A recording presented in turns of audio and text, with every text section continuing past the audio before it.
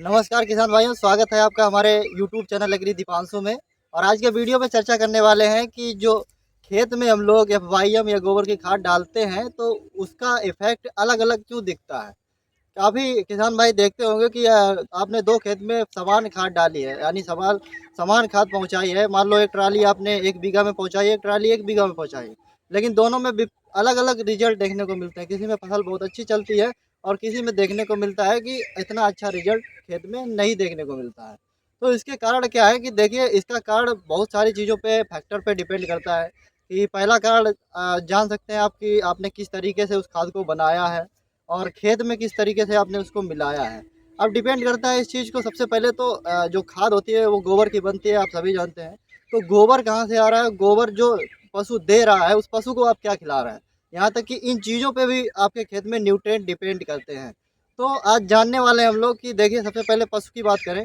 अगर जो किसान अपने पशु को बढ़िया डाइट दे रहा है, प्रॉपर मिनरल्स मिक्सचर्स दे रहा है, तो उसका पशु का जो स्क्रीटा होने वाला है, जो गोबर होने वाला है, वो काफ़ी न्यूट्रिएंटिव होने वाला है। उसमें न्यूट्रिएंट की जो मात्रा है अधिक होगी। तो जब वो हम लोग गोबर खेत में यूज़ करेंगे खाद बना के, तो उसके अंदर भी न्यूट्रिएंट्स अधिक होंगे।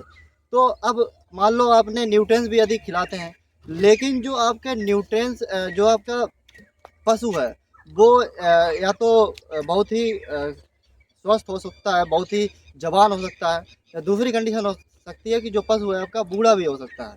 तो ऐसी कंडीशन में क्या होता है, अगर पशु आपका बूढ़ा है तो न्यूट्रिएंट्स कम पचा पाएगा, तो वो ज़्यादा से ज़्यादा गोबर के माध्यम से निकल जाएंगे, तो वो आपके खेत में काम आएंगे। अगर वो पशु स्वस्थ है, बढ़िया आराम से यंग है, तो उसके अंदर जो न्यूट्रिएंट्स हैं वो ऑब्जर्व जो है वो ज़्यादा कर लेगा, तो जो गोबर में न्यूट्रिएंट्स होंगे वो उनकी मात्रा घट जाएगी। तो ऐसे कुछ फैक्टर है जो अफेक्ट करते हैं आपके खेत में FYM के प्रयोग से। तो इन चीज़ों को हमें ध्यान में रखना चाहिए। अब साथ में हम लोग बात करते हैं कि आपने जो FYM है वो खेत में रखी है, कहाँ पे रखी है, आप FYM कहाँ पे सड़ा रहे हैं, कहाँ पे गोबर की खाद से FYM को बना रहे हैं, ये चीज़ भी डिपेंड करती है किसान भाइयों। तो कैसे डिपेंड करती है, मान लो आपने गोबर को एक जगह आप इकट्ठा जमा लगाते रहे। जमा लगाने में क्या हुआ, सीधा धूप पड़ रहा है, उस पर कोई भी आप छाया का प्रबंध नहीं किए हैं, तो उसमें उपस्थित जो अमोनिया होगी, जो नाइट्रोजन होगी, वो सारी ख़त्म हो जाएगी।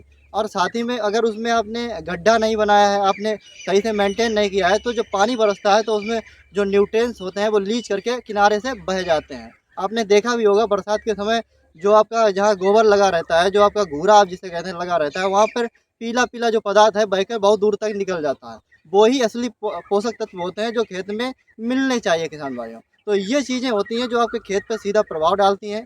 तो आगे से आप जब भी गोबर का FYM बनाने की सोचें, या आप अपने जानवर रखते हैं और आपको ये सब कुछ करना है कि अब मुझे अच्छी खाद बनानी है, अपने खेत में अच्छी खाद पहुंचानी है, ताकि जो केमिकल का प्रयोग है वो हम कम कर सकें।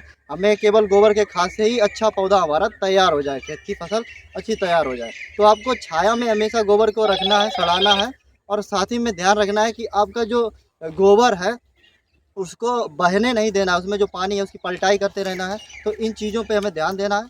बाद बाकी आपकी क्या राय है, आप बताइए, आप किस तरीके से गोबर का प्रयोग करते रहे। जानकारी अच्छी लगी हो तो वीडियो को लाइक करें, और ऐसे ही वीडियो प्राप्त करने के लिए हमारे चैनल को सब्सक्राइब कर लें। और वीडियो को पूरा देखने के लिए आपका बहुत बहुत धन्यवाद। नमस्कार।